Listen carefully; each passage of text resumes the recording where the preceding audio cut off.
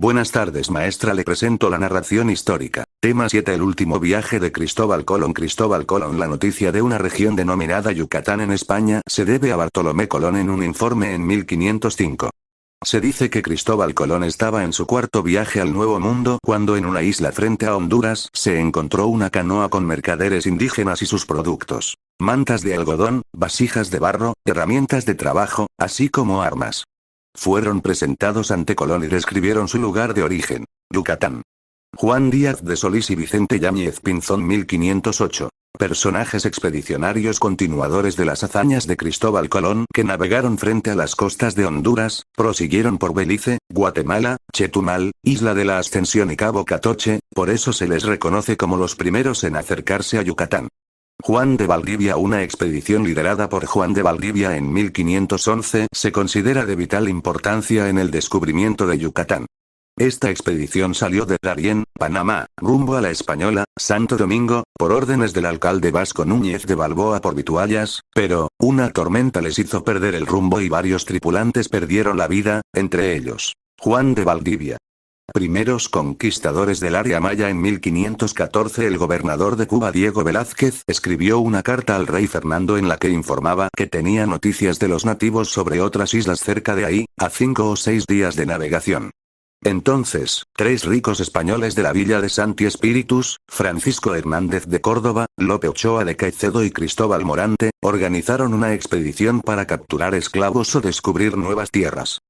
Tema 8, 9 y 10. La primera gran rebelión indígena de Yucatán. 9 de noviembre de 1546. La conquista de la península de Yucatán se refiere al período ocurrido entre 1527 y 1547.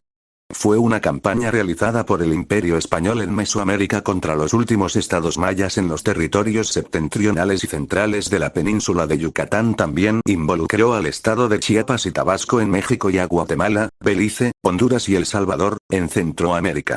El episodio de la conquista y colonización hispánica en América se inició en 1527 y el control sobre la mayor parte de Yucatán se completó en 1546. La conquista de los mayas terminó en 1697, cuando los españoles tomaron Tayasal, en lo que ahora es Petén, Guatemala. Lo que movió a los conquistadores era conseguir oro y plata.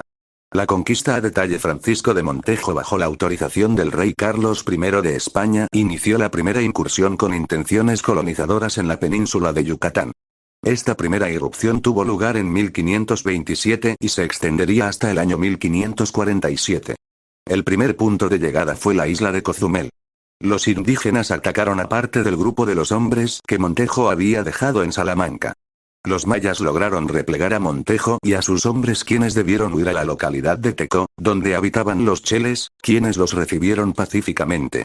Fraile Diego de Landa, 1524-1579, Diego de Landa, Cifuentes, España. 12 de noviembre de 1524, Mérida, Nueva España. 1579, fue un religioso católico español, arzobispo de la arquidiócesis de Yucatán entre 1572 y 1579. A los 17 años ingresó en el monasterio de San Juan de los Reyes de Toledo y fue uno de los primeros frailes franciscanos que viajó a la península de Yucatán, llegando en 1549, en donde trabajó intensamente durante 3 décadas en la evangelización de los nativos mayas. Fue consagrado obispo de Yucatán en 1572. Diego de Landa encontró algunas similitudes entre el cristianismo y la religión maya en el aspecto de los ritos sagrados, que consistían en sacrificios humanos y ofrendas de sangre, lo que se relacionaba, según Landa, con el carácter sacrificial de la figura de Cristo, el cual había dado su vida por la humanidad. La segunda rebelión indígena, la primera la ganaron, y con ello Canet fue sumando aún más seguidores. Esta se hizo en Cisteil cuando un destacamento de 20 hombres españoles llegó bajo el mando de Tiburcio Cosgaya. Los mayas atacaron a los españoles con palos, machetes y algunas pocas armas de fuego. Solo 4 integrantes del destacamento consiguieron huir. Cuando muchos más mayas fueron uniéndose como seguidores del nuevo rey, entonces los españoles pusieron empeño en el asunto y apagaron esta sublevación con una estrategia del capitán Calderón. Este, por medio de un espía, identificó la debilidad de fortificación maya. Para este momento la iglesia del pueblo contaba ya con importantes fortificaciones. El ataque español comenzó a las 3 de la tarde el 26 de noviembre de 1761 con la colocación de 2 cañones en el punto débil de la fortificación de Cistale. Las fuerzas de Calderón eran de unos 500 hombres. Finalmente, más de 500 indígenas perecieron y solo unos 40 españoles. El juicio a Canek le hicieron un juicio el 8 y 9 de diciembre. Cuando le preguntaron su oficio, según las versiones españolas de registro, este dijo que era mayordomo de Jesús Nazaret. Hubo 258 personas sentenciadas y se les dio muerte a Canek y 8 más. De todas estas personas solo una era originaria de Cistale, los de mayor presencia fueron los del pueblo de Tixcacaltuyú, luego seguían en número los de Tarcio y Tiolop. Tema 11 y 12 Guerra de Castas. La Guerra de Castas sucedió de 1847 a 1901. Se trató de un levantamiento maya en contra de los blancos, quienes los explotaban y cometían todo tipo de abusos en su contra. Conoce la historia. A partir de la conquista y a través de los siglos, las comunidades indígenas fueron relegadas, humilladas y explotadas. No obstante, hubo grupos que se levantaron constantemente en contra de estos abusos. Y, aunque casi siempre eran suprimidos de inmediato por el régimen, fue más difícil con el levantamiento maya que inició en 1847 y que duró poco más de 50 años. Causas de la guerra de castas. La situación en la que se encontraban los mayas era cada vez más insoportable. Vivían dominados por un sistema semiesclavista en el que los indígenas habían sido violentamente despojados de sus propias tierras. Además, eran forzados a trabajar largas jornadas a cambio de una choza en condiciones precarias y un escaso jornal que solo podían cambiar en tiendas de raya. También eran obligados a pagar cuotas a la iglesia por ceremonias religiosas como bautizos y misas. A pesar de todo esto, no tenían ningún derecho como ciudadanos. Primera etapa. Esta fase inició con el estallido de la guerra en el mes de julio de 1847.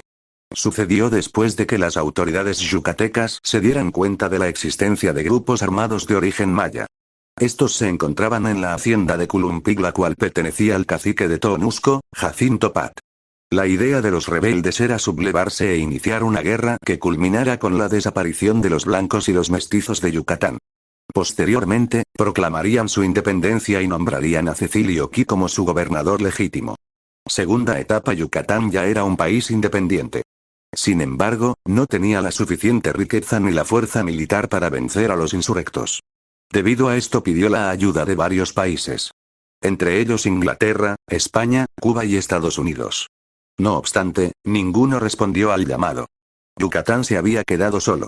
Entonces, el propio gobierno mexicano le ofreció apoyo económico y militar para resolver el conflicto. Solo así, los blancos comenzaron a reponerse del ataque y poco a poco recuperaron los territorios que estaban en manos de los rebeldes. Tercera etapa. Poco a poco la intensidad de los enfrentamientos disminuyó. Los ataques de los rebeldes se volvían cada vez más paulatinos, aunque continuaban resistiendo y aún tenían control sobre la zona suroriental de Yucatán. Ahí, los mayas conformaron su propio gobierno, sistema político y religioso y otorgaron el nombre de Quintana Roo a su poderío. Sin embargo, paulatinamente, los mayas fueron vencidos y la guerra de castas llegó a su fin en 1901. El porfiriato Porfirio Díaz había sido un destacado militar durante la Guerra de Reforma, 1858-1861, y la Segunda Intervención Francesa en México, 1862-1867, especialmente en esta última, donde recibió honores como héroe tras recuperar del dominio extranjero la Ciudad de México y Puebla. Gracias a ello tuvo acceso a la política, compitiendo contra Benito Juárez en 1867 y 1871, derrotado en ambas ocasiones, y posteriormente derrotado también por Sebastián Lerdo de Tejada, tras la muerte de Juárez, contra quien se rebeló militarmente en un contexto de suma impopularidad. Gracias a este golpe de Estado alcanzó la presidencia de la nación en 1876, y exceptuando los 5 años en que gobernó nominalmente Manuel González, estuvo desde entonces a cargo del gobierno de México. Características del porfiriato. El porfiriato fue una dictadura, y como tal, centralizó el poder en la figura de Porfirio Díaz, cuya voluntad suplantó las garantías establecidas en la Constitución de la época, convirtiéndose en el motor y el volante del país entero. Esto fue posible porque era sumamente popular entre la clase militar, así que reformó a su antojo al ejército y subordinó a ellos a la Policía Federal y a una policía rural con las cuales mantuvo el orden en todo el país. Esto no impidió que hubiera rebeliones, levantamientos, protestas y conflictos, pero ninguno logró hacer tambalear el gobierno. Causas del porfiriato. El régimen de Porfirio Díaz tuvo como principal causante la rebelión de Tuxtepec de 1876, en la cual el caudillo se opuso a la reelección de Sebastián Lerdo de Tejada, motivada en parte por las frustraciones acumuladas por Díaz en sus sucesivas derrotas electorales, así como por la impopularidad reinante del presidente Lerdo, derivada del acaparamiento del poder por parte de Juárez y sus seguidores durante la reinstauración de la República. El régimen de Porfirio Díaz inició en 1876 y culminó formalmente con su renuncia en 1911. En total, el caudillo duró 31 años formalmente en el poder y 35 dirigiendo el destino de México, 5 de los cuales correspondieron al gobierno títere de Manuel González.